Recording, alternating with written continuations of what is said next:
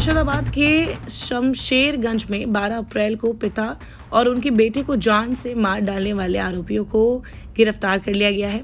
इस हिंसा में अब तक 3 लोगों की जान चली गई है, जिनमें पिता हरगोविंद और उनके बेटे चंदन भी शामिल थे। पुलिस ने इन दोनों की जान लेने के आरोप में 2 युवकों को गिरफ्तार किया है। इन दोनों के नाम कालू और दिलबार नादाब है। रिश्ते में ये दोनों सगे भाई है। पुलिस ने इनमें से एक को मुर्शिदाबाद से ही और दूसरे को बीरभूम से गिरफ्तार किया है।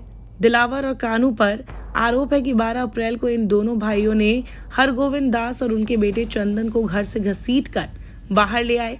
पहले तो बेरहमी से दोनों को पीटा और उसके बाद धारदार हथियार से दोनों की जान ले ली। मुर्शिदाबाद में इन दोनों की हत्या के आरोपी को गिरफ्तार कर लिया गया है। अब तीसरे मर्डर के आरोपी की गिरफ्तारी का इंतजार है। गौरतलब है कि मुर्शिदाबाद हिंसा में अब तक 3 लोगों की जान चली गई है, वही 50 से ज्यादा लोग घायल हो चुके हैं। घायलों में सुरक्षा बलों के जवान भी शामिल है। साथ ही मुर्शिदाबाद में हालात अभी काबू नहीं हुए हैं। यहाँ के हालात ऐसे बिगड़ चुके हैं जिसकी वजह से बड़ी संख्या में लोगों को पलायन करना पड़ रहा है। पलायन करने वालों में हिंदू परिवारों की ही संख्या है। हिंसा की वजह से वो अपनी जान बचाकर नाव के सहारे मालदा भाग रहे हैं। हालांकि मुर्शिदाबाद के हिंसा वाले इलाकों में केंद्रीय सुरक्षा बलों की तैनाती की गई है।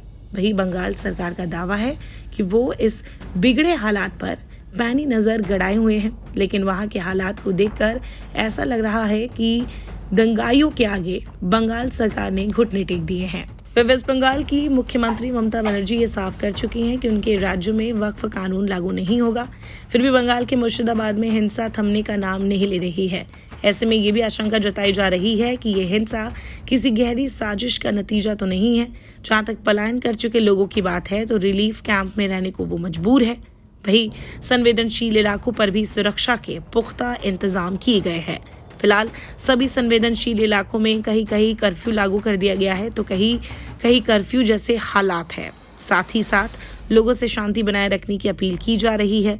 मुर्शिदाबाद और बंगाल में हिंसा कब थमेगी इसका इंतजार तो सबको है, लेकिन कब तक शांति बहाल होगी ये फिलहाल कहा नहीं जा सकता।